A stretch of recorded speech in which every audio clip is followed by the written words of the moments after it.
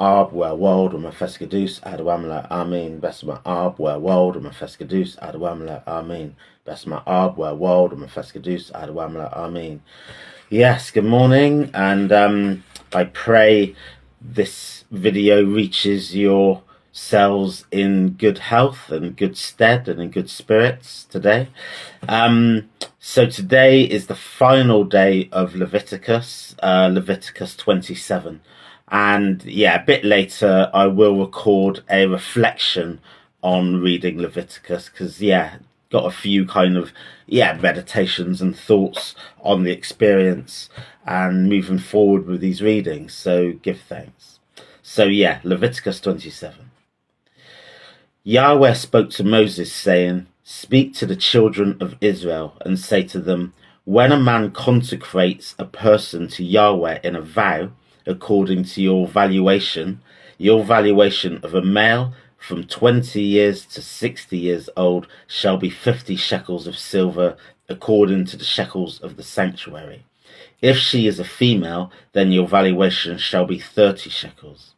If the person is from 5 years old to 20 years old, then your valuation for a male shall be 20 shekels, and for a female 10 shekels.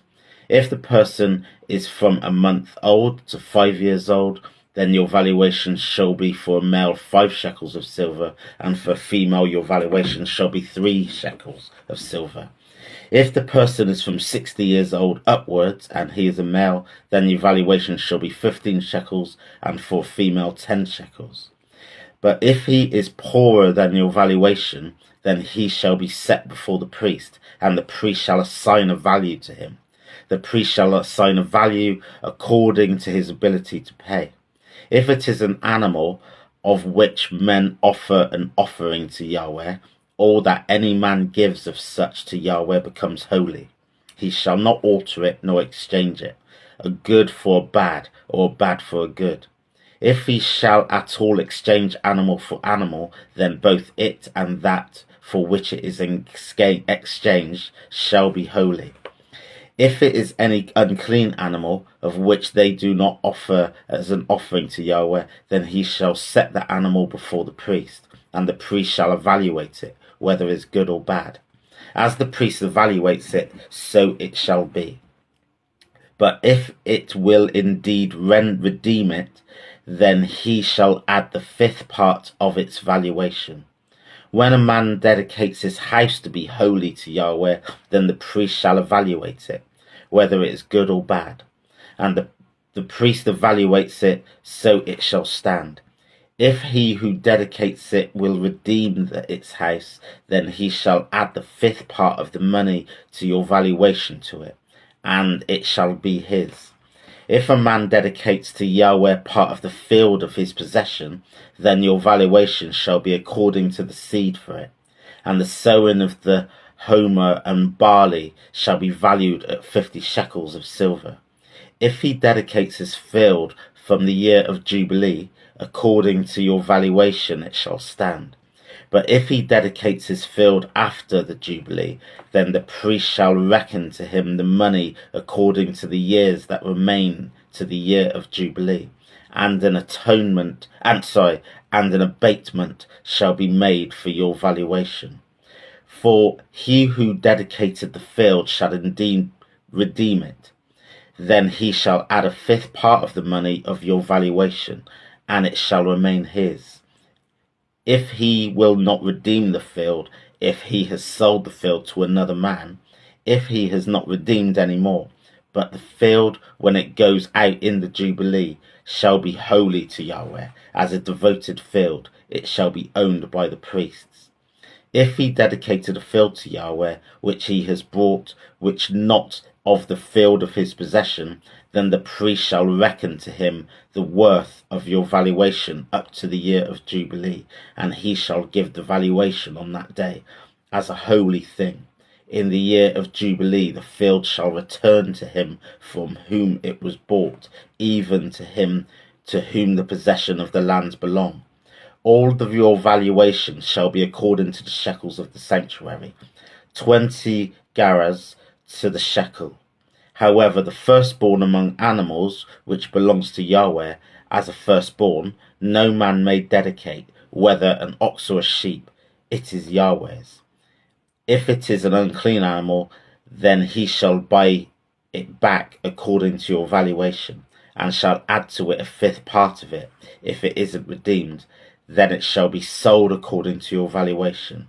Notwithstanding, no devoted thing that a man devotes to Yahweh of all that he has, whether of man or animal, or of the field of his possession, shall be sold or redeemed. Everything that is permanently devoted to the most holy to Yahweh.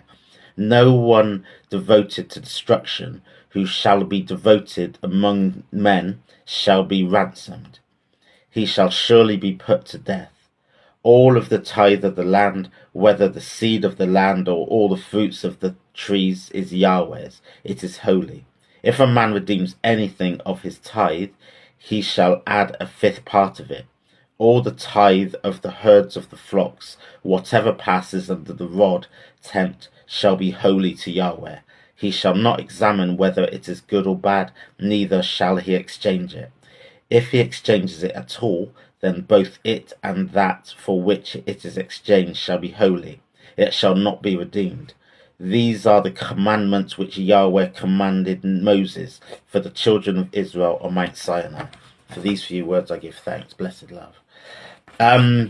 So, final chapter of Leviticus, and is another quite technical chapter, and it's outlining the laws pertaining to vows and oaths and tithes that are dedicated from the people to Yahweh. So these are often voluntary vows.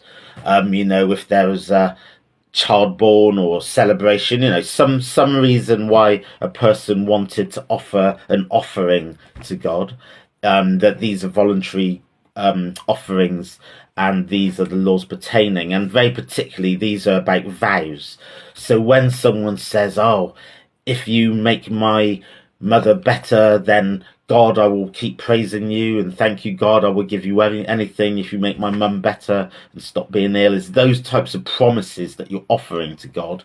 And then these are the laws pertaining to seeing it through.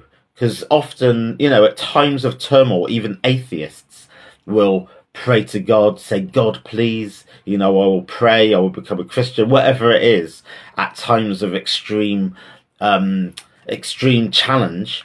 But then when they get through that process, they've forgotten the promise they made to God, and they've forgotten ever saying that they will do such and such. And it's, they're just going on their merry way and not even thanking God for allowing them to get through that really difficult time. And there is a chapter in Ecclesiastes 5, and I've got it written here. It says, it is better not to make a vow than to make a vow and not fulfill it. So vows, when you're given a promise to God, oh God, please do this, please do that, I promise I will be better, or whatever. And then that's not fulfilled is an empty vow, but it's also an insult, and that's a form of blasphemy, even taking the Lord's name in vain, and trying to get your benefits from that, but not giving God the due thanks at the other side of that. So this is saying that if you're offering, for example, it starts off with offering humans, but humans aren't exchanged and humans aren't sacrificed. So if a person of 50 years, for example, is offered to God to say thank you for God, then you pay money in shekels, in silver, in lieu of that person. So all the first part of this chapter, where it's talking about people of different ages and the different monetary value attached, and whether they're male and female, etc. So that is given an offering to God. So for example, if your mum's 80 years old and they've gone through an illness, and it's now to give thanks to God, then there'll be a certain amount of payment to pay for giving thanks for that individual who's 80 years old, etc., etc., etc. And then it goes down to animals, it goes down to fields and land, and it still says that the land will still, on the seventh year, be have a fallow year, have a Sabbath year, and in the year of Jubilee they will still have the rest period, and we spoke about that the other day. So it goes all the way through different types of vows that we can offer to God and different forms of offering and how those offerings should be managed, really. And yeah, I think these moments when near-death experience or illness or anything to do with our children, often people who don't even profess to believe in God start calling on the name of God. Funerals and these kind of things as well. God all of a sudden becomes visible and an option for people when they're in these difficult, dark times. But when they're in the times of peace, when they're in the times of joy, these are often when people kind of forget God, because everything's hunky-dory for them and they've got no reason to be praying. But actually, we need to remember to be praying and giving thanks to God in our moments of joy, in our moments of thanks, in our moments of peace, when there's no drama, when there's no trauma, when there's no worry. That's also even more so when we need to be giving thanks to God, and just giving thanks to God when we haven't asked for anything in the first place. Just thinking, yeah, got to give thanks for that. Give thanks for everything, when we haven't asked for it. Because prayer shouldn't just be about asking for things. Prayer should actually be reflective and giving thanks. So very kind of technical, but at the same time thoughtful chapter of Leviticus. So as I say, a little bit later, we'll record a reflection video just on Leviticus in general and thoughts kind of moving forward. But yeah, it's been an interesting process. I'm loving it. So thank you for holding me accountable for reading the Bible. I'm doing this for no other reason except that I want to read it. I have read it many years ago, like 20 years ago. I did a similar thing, but I didn't do it in public, and it was extremely patchy. I went through months and months and months where I didn't read anything. So this is actually helping me hold to account. Not doing it for any other reason than that, So give thanks and blessed love. Have a blessed day, and God willing, I'll record something later. One love.